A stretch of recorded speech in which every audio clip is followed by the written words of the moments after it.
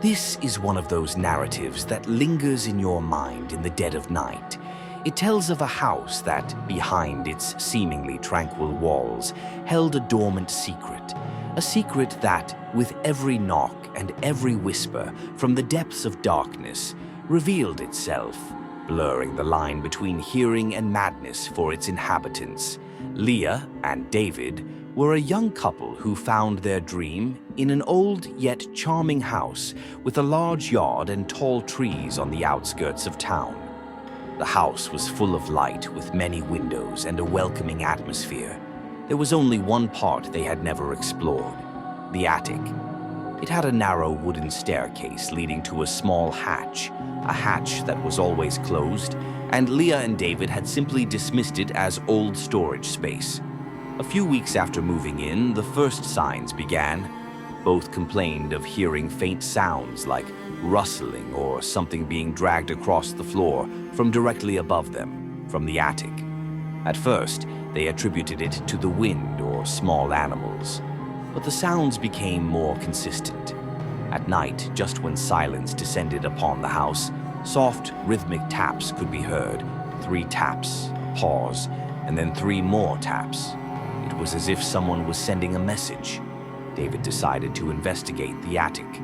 With a flashlight and a heart full of curiosity, he climbed the ladder and opened the hatch. It was pitch black and dusty. The flashlight beam illuminated dancing dust motes and a few old boxes. There was no sign of animals or anything else that could produce those sounds. The attic appeared empty and desolate, but as David stepped on the wooden floorboards, the creaking and groaning of the wood was unnerving. Yet the sounds continued. It wasn't just tapping anymore. Sometimes incomprehensible whispers could be heard, like several people talking in the distance, but they could never make out a single word. Lia was more agitated than David. She felt that something was listening to them. One night, when David went downstairs for water, Lia sat alone in the living room. Suddenly, she heard a distinct sound from directly above her, a deep, trembling breath, as if someone was standing right over her, breathing. Goosebumps ran up her arms. She knew David was downstairs. She was alone. Fear reached its peak. Lia fled the house. David, though initially skeptical, was convinced by the sheer terror in Lia's eyes. They never returned to that house. They never found out who or what was in that attic. Was it a psychological phenomenon, a paranormal entity, or something beyond our logic's comprehension? The story of the echoing attic serves as a chilling reminder that sometimes the safest places can harbor the deepest fears.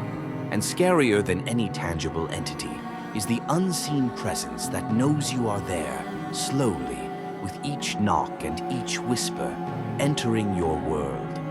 This story is a constant whisper in our ears, reminding us that there are always closed doors in our homes that perhaps are better left unopened.